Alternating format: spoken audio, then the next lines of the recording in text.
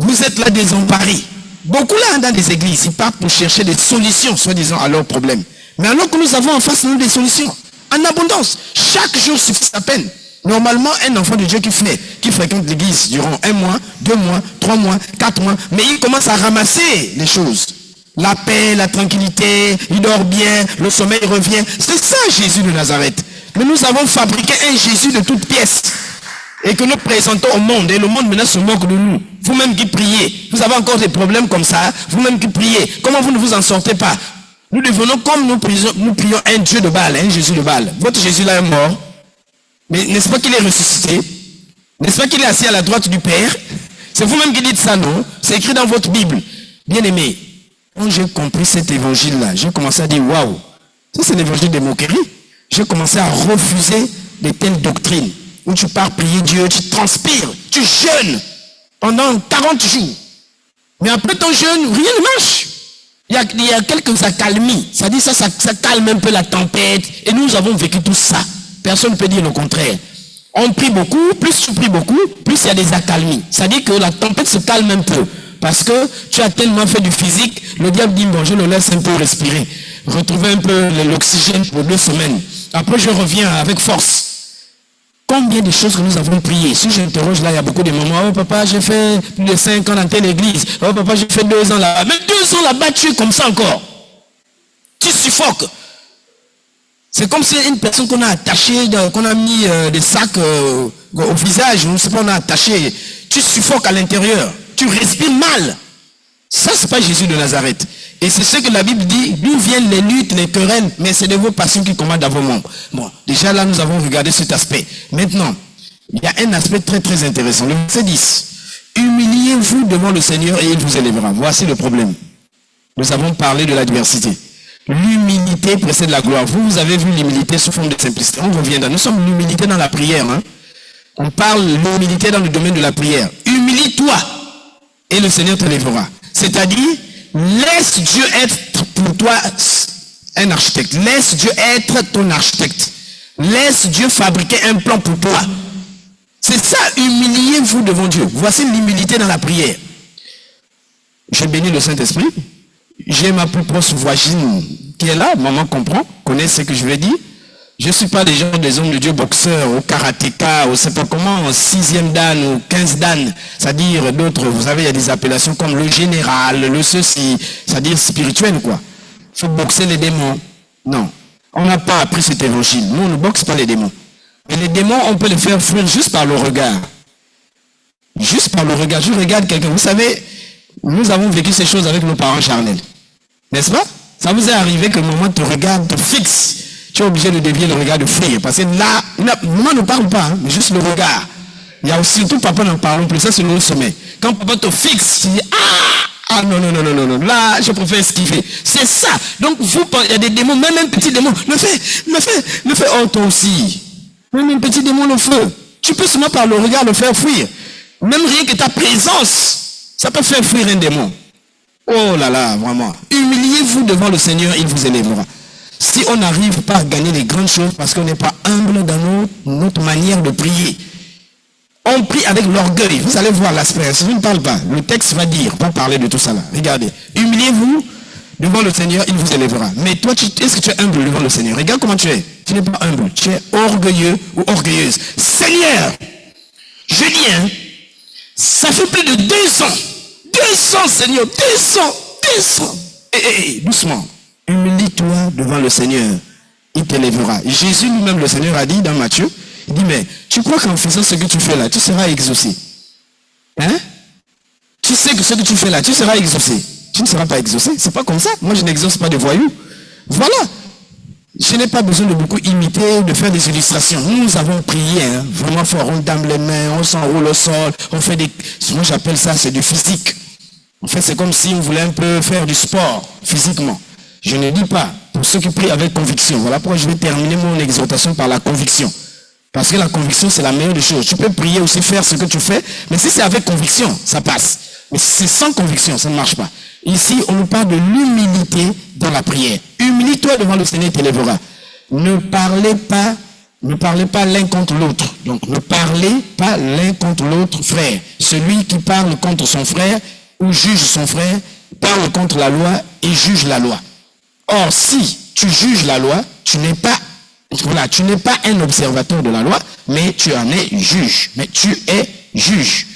Donc, mais un juge, un seul est législateur et juge, celui qui peut sauver et détruire,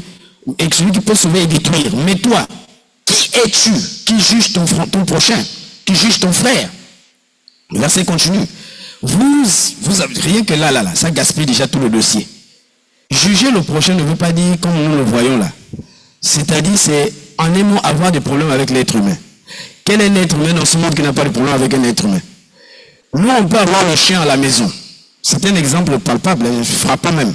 Tu peux avoir ton chien à la maison, tu peux le détester pour quelques minutes. Tu peux le détester peut-être pour 1 heure ou 2 heures.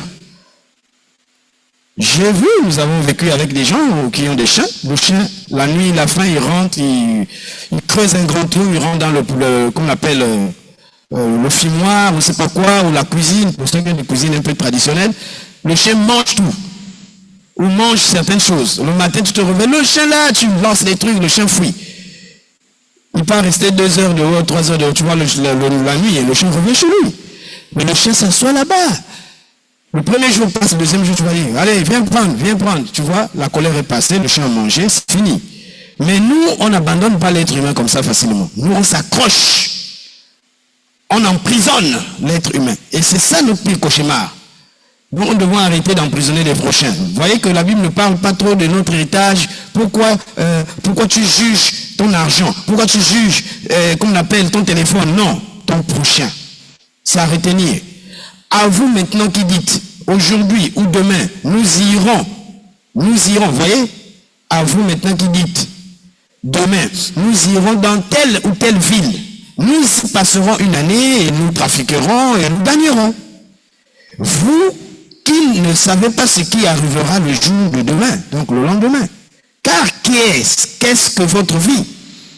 Car elle n'est qu'une vapeur qui paraît ou paraissant pour un peu de temps et puis disparaît, ou disparaissant, qui paraît pour un peu de temps et puis disparaît. Vous voyez que l'être humain, nous, on se fait trop de l'importance. On se dit que la vie qu'on a là, c'est pour nous. En fait, c'est ça, je suis en train de lire et de vous faire la démonstration. Comment on est nous-mêmes architectes de notre propre vie. Lisez bien, ne soyez pas troublés, le message est simple. À vous maintenant, qui dites, aujourd'hui ou demain, nous irons dans telle ou telle ville, nous y passerons 1 année, nous trafiquerons et nous gagnerons. Vous qui ne savez pas ce qui peut arriver, ou ce qui arrivera le jour du lendemain, ce qui arrivera demain. Car qu'est-ce que votre vie, qu'est-ce que ta vie? Elle n'est qu'une vapeur qui paraît pour un peu de temps et puis disparaît aussi. Est-ce que quelqu'un a compris? On continue. Au lieu de dire, si Dieu le veut, si Dieu le veut, et si nous vivons, nous ferons ceci et nous ferons cela. Si Dieu le veut. Si Dieu le veut. Maintenant, vous vous glorifiez dans vos pensées, comment? Orgueilleuses. Voilà. Je ne sais pas si quelqu'un a compris. Nous nous glorifions dans nos pensées orgueilleuses. C'est bon? On se glorifie dans nos pensées orgueilleuses. Les pensées orgueilleuses, ce sont les plans, en fait. Les plans qu'on a préparés. Bien aimé, la passion que parle la parole là, ce sont les plans. La passion. Lorsque quelqu'un est passionné, c'est un plan que tu as tracé. Comprends bien ce soir. Quand tu viens à l'église, tu dis, bon, dans 2 semaines, je vais retrouver la guérison. Qui t'a dit ça?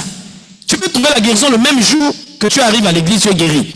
Mais tu as mis ton plan que dans 2 semaines. Donc le Seigneur attend 2 semaines, non? Mais arrivé les 2 semaines, tu te comportes encore mal. Tu prolonges encore pour 2 autres semaines. Et le Seigneur commence à dire, la femme là ou la soeur là ne comprend pas. Comment elle peut se glorifier dans ses pensées orgueilleuses?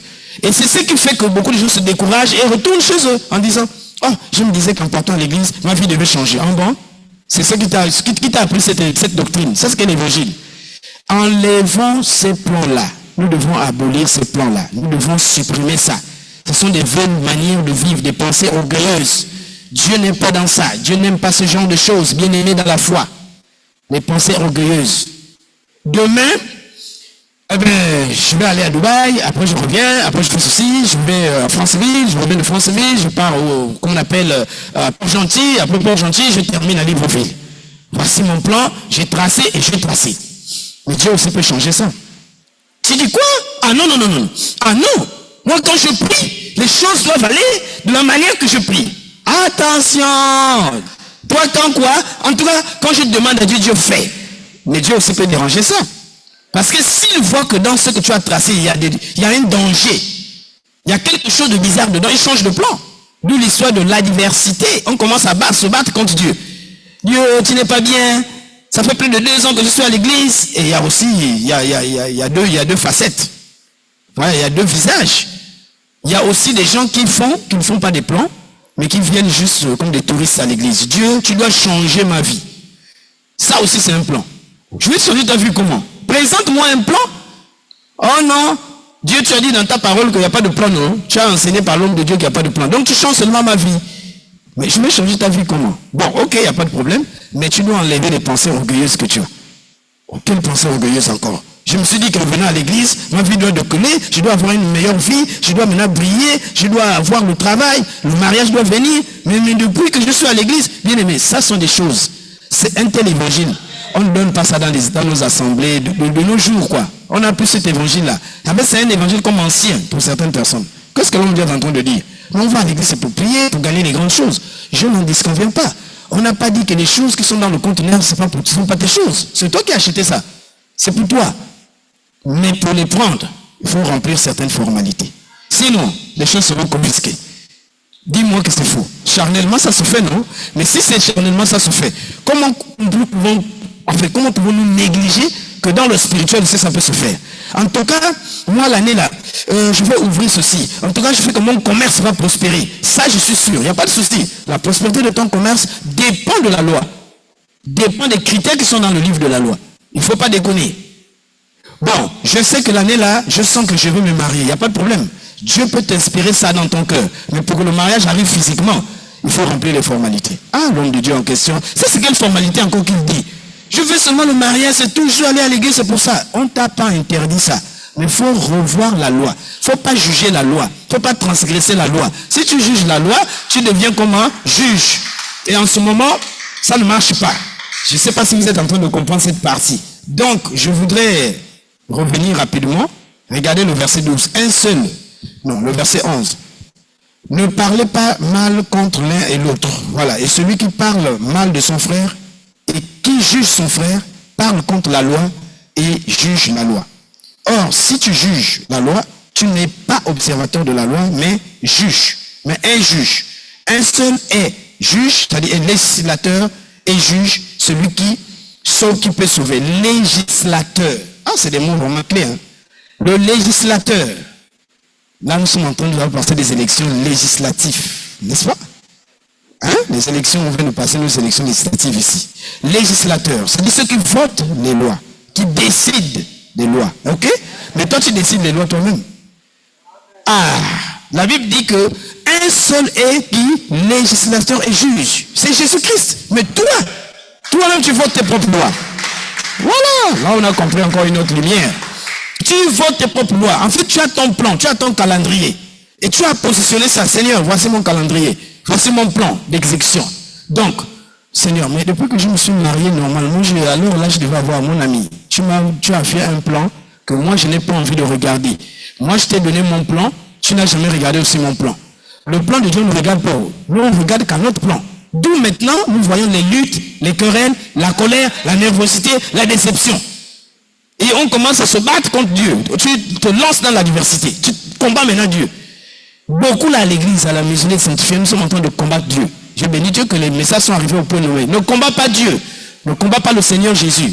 C'est lui le juge. C'est lui le législateur. Celui qui décide des lois. Et il te dit, mon fils, tu es dans mon royaume. La loi là, tu dois respecter ça. Ça là aussi, tu dois respecter ça. Tu dis, non Seigneur, j'ai aussi mes propres lois. Et mes lois sont aussi efficaces. Hein? Et tu commences à juger. Vous comprenez? Dieu dit, bon, tel qui épargne à l'excès ne fait que comment? S'appauvrir. Tu dis non. Non. Celui qui épargne à l'excès ne fait que s'enrichir. Ça, c'est dans ma loi.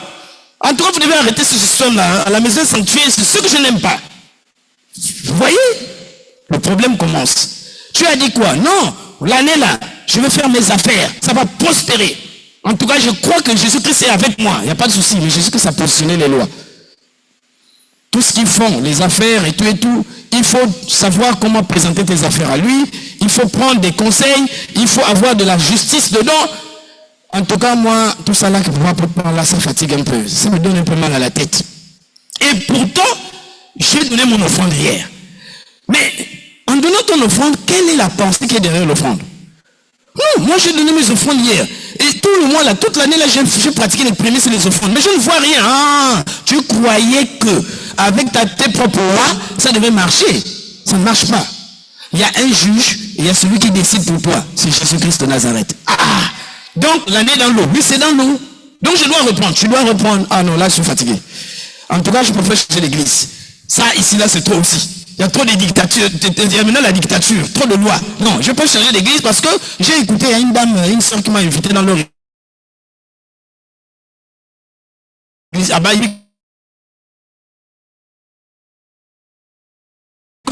vraiment, je me disais que en venant ici, automatique. En fait, voilà comment les chrétiens devaient des chrétiens errants. Et c'est que la Bible dit, nous étions comme des brebis, comment? Errantes, chacun suivait sa propre voie. Mais l'Éternel nous a rassemblés par Christ. Il dit, venez tous, asseyez-vous. Vous avez un juge, vous avez un législateur. C'est Jésus-Christ, homme. C'est lui qui doit décider pour toi. Alors, si ce soir tu as compris, arrête un peu les pensées orgueilleuses. Sois convaincu. Et la conviction de comprendre que Jésus-Christ est un peu fatigué avec nos méthodes là. Tous, en fait, je vais revenir pour insister. Tout ce que vous voyez là, si vous voyez que votre vie ne décolle pas, ce n'est pas la faute de Dieu. Ce n'est pas la faute de Jésus-Christ. Ce n'est pas la faute du Saint-Esprit. C'est ta faute. Bon, les uns ne sont pas enseignés comme nous. Le Saint-Esprit nous enseigne un tout petit peu. Parce que ce qu'on reçoit là, ce sont des petites lumières. Ce ne sont pas des profondeurs. C'est des petites, mais ça nous aide quand même. Hein? Ça nous pousse quand même à comprendre. Donc, il faut faire quoi? À la maison, il faut qu'on s'abaisse. Humilie-toi devant le Seigneur. Ça veut dire, n'impose pas. N'insiste pas dans tes prières. Ne l'oblige pas. Tu n'es pas législateur. Tu n'as pas le droit de décision. Le législateur, c'est celui qui prend la décision. Je ne sais pas si vous comprenez. Chez nous, on appelle ça l'Assemblée nationale. C'est là-bas où on vote les lois. On prend des décisions de comment la nation va être conduite. Comment on va conduire une nation? Il faut une assemblée nationale. Et là-bas, on vote les lois qui vont faire fonctionner le pays sans problème. Mais nous sommes une nation comment? Sainte.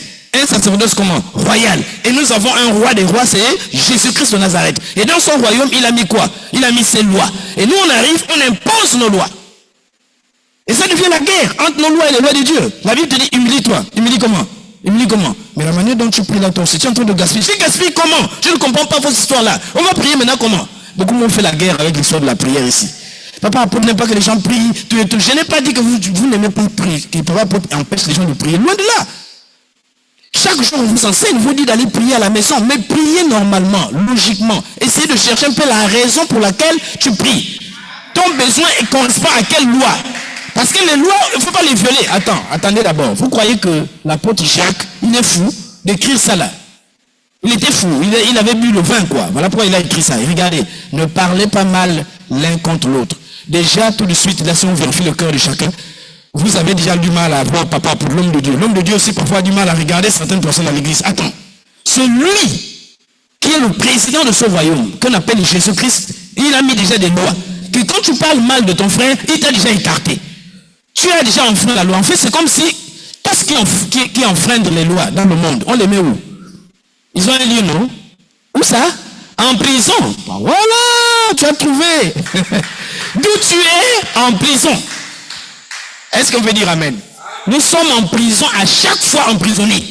Mais il y a combien de prisonniers ici, là où nous sommes? Physiquement, nous sommes libres. Jésus disait, vous êtes des aveugles.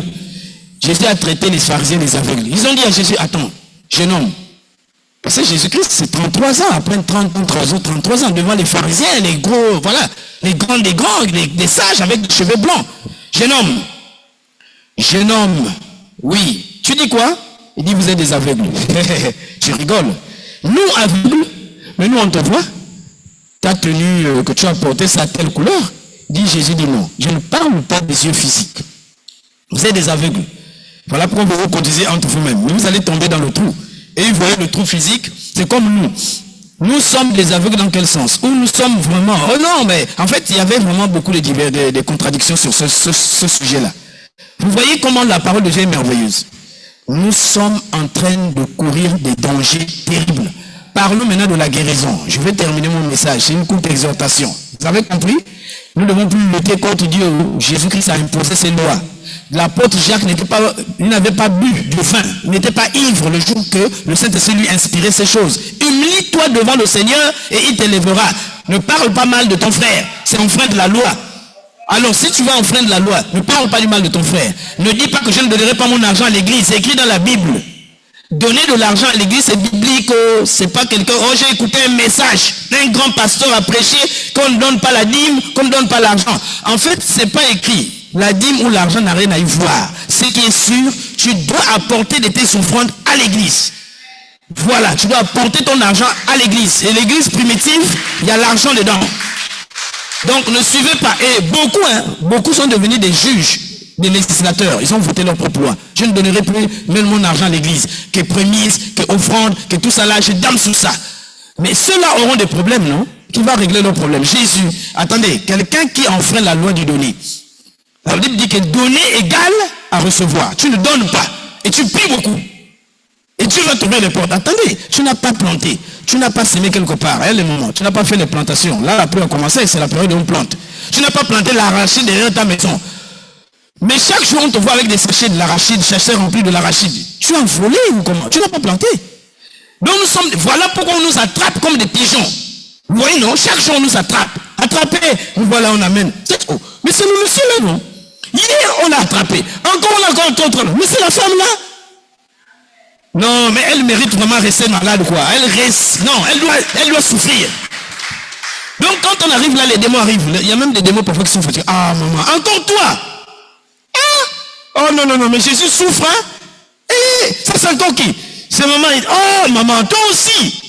Ah, non, tu nous donnes trop le travail aussi. Toi aussi. Ça, c'est qui? C'est moi. Monsieur qui? Monsieur Intel. Ah, toi aussi. C'est pas toi hier qu'on a parlé. Attends, tu veux faire quoi ici? Vous voyez, les démons sont parfois même fatigués. C'est comme ça que nous voyons les maladies, nous voyons les soucis. Toi aussi, les soucis. La Bible même, attends, hier même l'apôtre, vous n'avez pas lu dans l'église. Déchargez-vous sur moi de tout comment? De tous vos soucis. Tu as encore allé prendre les soucis. Non, mais toi aussi. Tu as même donné une belle tenue aux soucis. Tu as habillé les soucis, tu as mis... C'est terrible. Vous comprenez le problème? C'est là le problème des chrétiens. En tout cas, lorsqu'on arrive sur cet évangile-là, on marque un peu la réponse. On se dit, mais en fait, on est où là? Qu'est-ce qui se passe? Ça, c'est quel message? Mais c'est le message, c'est écrit dans la Bible, c'est là, dans ta Bible et dans la Bible. Voilà. Ne parle pas mal de ton frère. Ne fonctionne pas comme ça. Il y a des gens qui font ça. Toi, esprit qui lit, je te vois. Esprit qui bloque mes finances. Ne peut parler comme ça qu'une personne honnête qui obéit à la loi. Ah oui. Si tu obéis à la loi, en ce moment, tu as le droit de prier comme ça.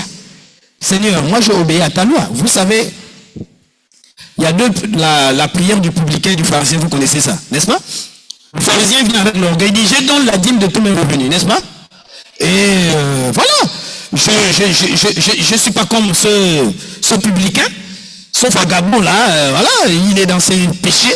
Mais moi, je donne chaque jour, je jeûne chaque semaine plutôt. Je donne aussi comment? Mes dîmes. Je donne la dîme de tous mes revenus. Alors, Seigneur, en fait, lui là, c'est quoi? C'est un orgueilleux. Il dit, je mérite. Parce que je ne pêche pas comme tu as dit là. Je ne fais pas ça, donc je mérite. Tu dois me bénir aujourd'hui, même demain, je dois voir quelque chose que tu dois faire pour moi. C'est l'orgueil. La Bible dit, le pharisien n'a pas été, exaucé. Mais le publicain, à son tour, il arrive, il frappe la poitrine. Je ne sais pas si on peut le lire. Hein. Alors, il vient, il frappe la poitrine, il dit, je suis un pécheur, Père. Mais pardonne-moi. Pardonne-moi. Ce sont des parenthèses, hein, je voulais qu'on lise, pour qu'on ait vraiment, qu'on rafraîchisse un peu nos pensées là. Parce que c'est un peu trop, on va trop vite aussi. Il dit, Père, je reconnais que je suis un pécheur. Je pêche beaucoup, mais c'est pas grave. Je veux me rattraper. C'est pas comme je vais me rattraper. Je vais me rattraper, Père. Je sais, je vais me rattraper. J'ai même déjà pris la décision la semaine là, même le mois dernier. Je suis en train de me forcer à me rattraper. Mais vraiment, aie pitié de moi. La Bible dit que ce dernier a été justifié Mais l'autre a été comment? Condamné. Parce que il a agi par orgueil. L'orgueil d'un homme la baisse. D'où l'histoire de l'humilité. Humilie-toi devant le Seigneur dans ta prière et il t'élèvera. Ne parle pas du mal. Ne transgresse pas la loi. Un seul est législateur, c'est-à-dire a le droit de décider sur toi, c'est Jésus-Christ de Nazareth. Et tu n'es pas juge, tu n'es pas celui qui prend les décisions. Mais c'est Jésus qui doit prendre. Donc, voilà pourquoi la Bible dit, à vous maintenant qui dites, aujourd'hui, je ferai ceci, je ferai cela. En tout cas, telle période, je devais dire avoir ceci. Telle période, je devais avoir cela. Ah, mais ça fait longtemps que je suis dans l'église, je devais dire me marier depuis longtemps. Ah, mais je devais dire avoir une nouvelle voiture. Non, mon Dieu, non. Vraiment, l'année prochaine, tu dois faire ceci. C'est pas que Dieu te refuse, il peut te donner la voiture même demain, hein, après-demain. C'est pas ça. La Bible dit que ces choses-là, ce sont les païens qui les recherchent de cette manière. Mais nous devons chercher seulement quoi? Le royaume de Dieu et sa justice. Et ces choses viendront. Jésus n'a jamais dit même que prier pour ces choses. Il dit prie pour les choses du royaume. Prie pour que ton cœur s'ouvre à la parole. Prie pour que ton cœur ne puisse plus transgresser les lois divines. Ce sont des lois de Dieu. Alléluia. Vous avez maintenant, voilà, je crois que vous avez compris, ce sont ce qu'on appelle des plans tracés par nous-mêmes. Ce sont des plans qu'on a tracés. C'est bon? Quelqu'un peut dire amen. On a tracé nos plans, hein? On doit arrêter ces plans-là. Ça ne va jamais marcher. Donc, nous allons rapidement parler de la conviction. Vraiment. Je crois que la conviction, c'est être convaincu de ce qu'on est en train de voir. On a vu beaucoup de choses. Hein? On a vu sur l'incrédulité. On a vu sur, comme nous sommes en train de parler, sur l'histoire de l'architecte, que Dieu seul est l'architecte. Et ici, Jésus-Christ seul est législateur, celui qui doit voter les lois pour nous. Et une fois qu'il a voté ces lois, nous, on doit obéir à ces lois-là. Mais nous, on transgresse les lois. On se dit, en transgressant les lois, il finira par nous bénir. Et à la fin, on devient nerveux et agité. D'où l'histoire de Jacques qui dit, d'où viennent les luttes, d'où viennent les querelles, n'est-ce pas de vos passions qui commandent comment? Dans vos membres, comment tu peux élever la créature au lieu d'élever le créateur? Je vais vous expliquer ça rapidement. Regardez, dans nos prières, qu'est-ce que, pour savoir les cœurs des gens, c'est parce qu'on est dans une église, mais si on peut dire, chacun va prier, on donne le micro à chacun, prie pour tes besoins, vous allez entendre que les passions vont sortir. Je ne sais pas si vous comprenez. Les passions. Seigneur, je suis fatigué. Longtemps j'ai demandé l'enfant, je n'arrive pas à trouver l'enfant. Seigneur, le mariage que j'ai demandé. Si on disait aussi que faites la liste, chacun va écrire ses besoins comme dans d'autres doctrines. Chacun là, avec une feuille, distribuez les feuilles blanches là. Chacun écrit ses besoins. Vous allez voir aucun besoin du royaume. Aucun besoin du royaume. Ça, c'est même pas besoin de dire que c'est la pure vérité. Vous allez écrire aucun besoin du royaume. Il n'y a pas un besoin que vous allez écrire. Seigneur, aide-moi à comprendre la sainte doctrine. Aide-moi aussi à grandir. Aide-moi aussi à aimer le prochain. Parce que moi, mon cœur est toujours resté noir. Il n'y a pas ce genre de demande. Hein. Il n'y a que la passion. C'est-à-dire on élève la créature au lieu d'élever comment? Le créateur. Et c'est là où nous sommes maudits. Or la Bible dit, c'est pas comme ça que je fonctionne. Jésus-Christ a mis sa loi, on doit obéir à la loi. Mais nous, on brise la loi chaque jour. On devient nous-mêmes juges, on devient nous-mêmes législateurs, on devient nous-mêmes architectes, on devient nous-mêmes comment? Constructeurs de notre vie. Voilà. Je dois gagner ça, je dois gagner ça, je dois gagner ça. Et lorsqu'on veut toucher le côté là, tu mets les barrières. Beaucoup de gens sont comme ça, vous mettez les barrières. Lorsque le Saint-Esprit va arranger, papa interne, viens d'abord ici. Tu entends dire, le cœur de papa commence à résonner. Je sais ce que tu vas me dire, je sais ce que tu vas me dire. Bon, assois-toi d'abord. Bon, on va regarder ta marche individuelle. Juste avec, toujours l'histoire de marche individuelle. J'ai fait encore quoi? J'ai pas péché toute la semaine. L'impudicité, c'est aller avec les hommes ou avec les femmes. Moi, je suis plus dans l'impudicité. Ne va pas loin. Ah non. Je suis fatigué avec cet évangile. Impudicité. Je fais l'impudicité où? Il n'a pas l'esprit, le pasteur n'a pas le Saint-Esprit, c'est pas grave. Mais là, tu es en train de transgresser une loi, tu n'auras rien. Ah non, si c'est comme ça, je quitte même l'église, il n'y a pas de problème. Mais la loi là ne change pas. Jésus a dit, le ciel et la terre passent, sauf ma parole. Tu ne peux pas la changer. C'est écrit. En fait, il n'y a pas l'humilité en nous. Vous avez été déjà réprimandé, qui a été réprimandé par exemple, l'homme de Dieu. Laissez d'abord les réprimandes de Dieu qu'on appelle, même Dieu lui-même quand il nous réprimande l'adversité, on se nerve. On connaît déjà ça. On a qui a été reprimandé par ton homme de Dieu, ton conducteur spirituel, ton guide spirituel. Il t'a dit, maman un-tel. Oh, toi aussi. Mais repens-toi, le temps passe. Et pourtant, ce n'est pas l'homme de Dieu qui a écrit. Hein. C'est écrit dans la Bible que rachète le temps, car le jour ne changera pas. Ça sera pareil. Mardi ne te donnera pas de bénédictions. Mercredi ne te donnera pas de bénédictions. Y compris dimanche. arrête ce genre de choses, ne délie pas. Mais profite le mardi, profite le mercredi pour changer. Profite.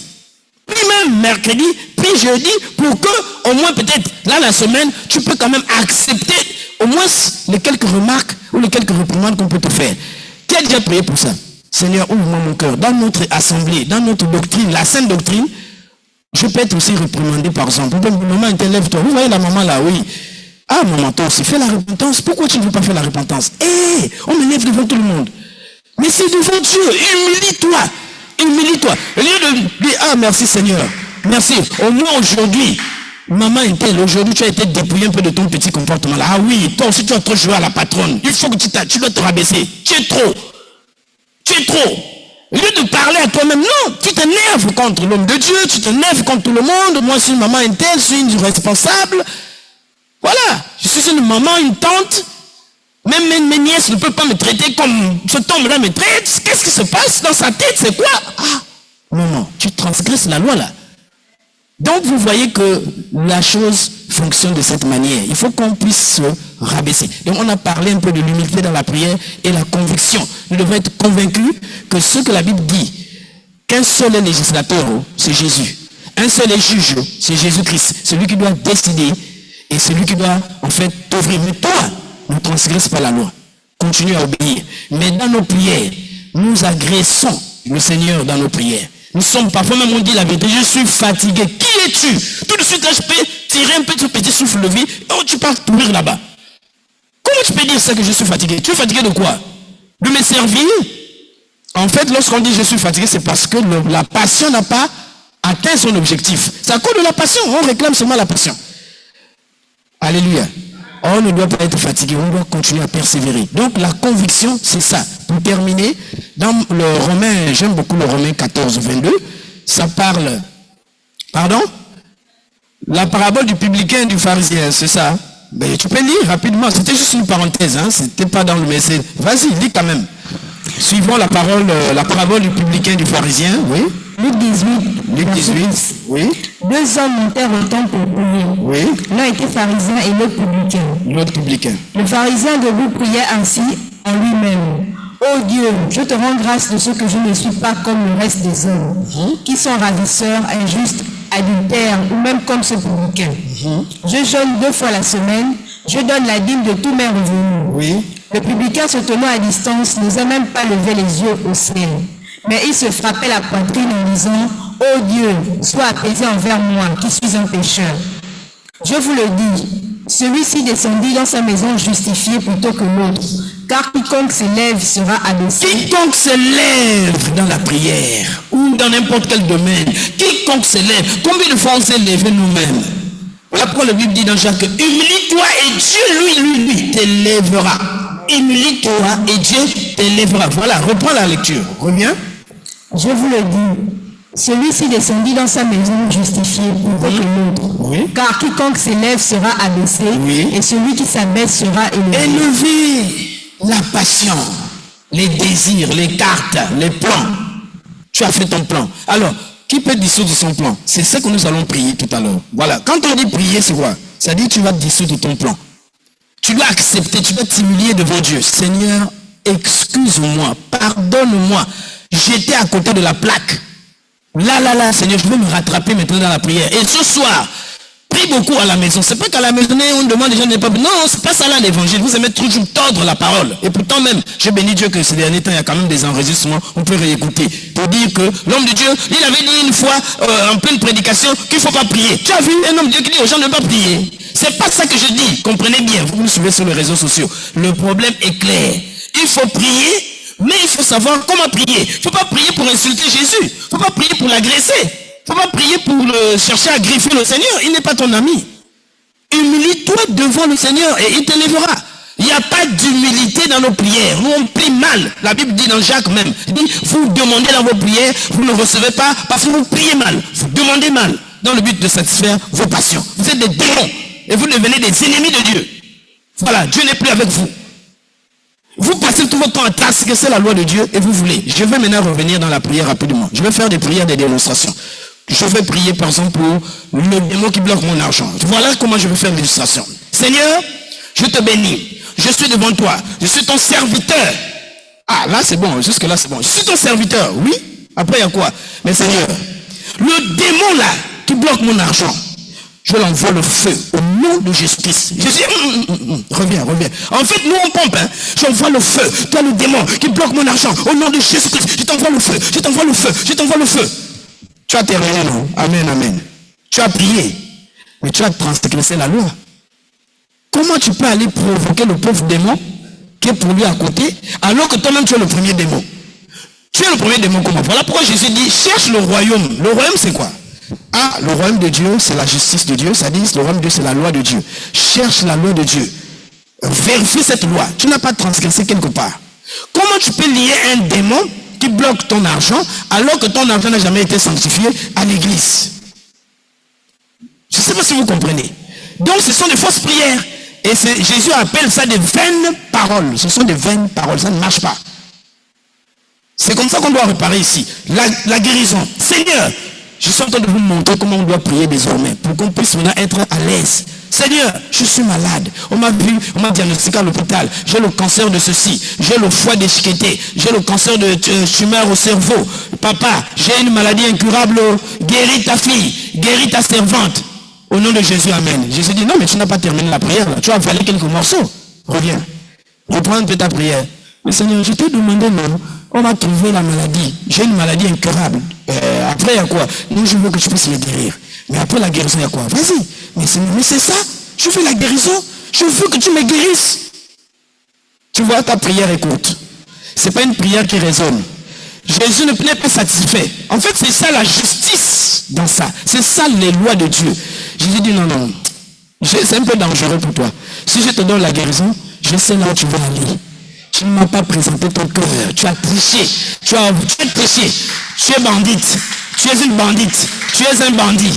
Oh, si tu dis, comprenez la prière du publicain et du pharisien. Vous comprenez, non? Je viens de prier. Normalement, c'est une bonne prière, non? Vous voyez? Or, ce que le publicain a gagné comment? Lui, il dit, Seigneur, je reconnais que chaque fois que tu m'as guéri, que tu m'as donné même un peu d'argent, j'ai été toujours escroc. Toujours escroc. Ah, j'étais beaucoup escroquin. J'étais beaucoup escroqué. Je me souviens une fois, je suis allé à l'église, le pasteur avait prié. J'étais guéri de mal de tête, hein. Je n'ai même pas témoigné. Même pas un peu. Je me souviens aussi, Seigneur, une fois tu m'avais donné un bon emploi. Mais je ne t'ai même pas, ça dit, je n'ai même pas pensé à toi, quoi. Je suis un mauvais enfant, hein. Mais Seigneur, je viens voir toi, je suis quand même malade. Là, tu fais comment pour moi? Parce que si on de me forcer, hein. J'ai compris tout ça là, je vous assure, la guérison va tomber tout de suite. La guérison va tomber tout de suite. C'est comme ça que ça fonctionne en fait. Mais nous, on vient avec nos pensées orgueilleuses. Je ne sais pas si vous êtes en train de comprendre, ou si vous avez compris le fond, en fait, le fond du message. Le fond du message est simple.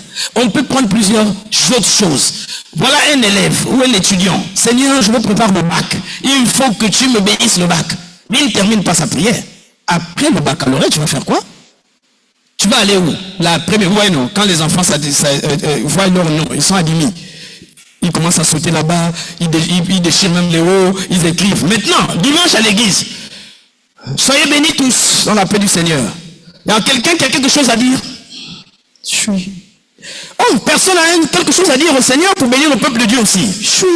Mais hier tu as crié là-bas avec les autres. Mais crie aussi ici. Lève-toi, circule, cours. Oh, mais le frère la court pourquoi? Bien aimé, je cours pourquoi? Vous savez pourquoi je cours?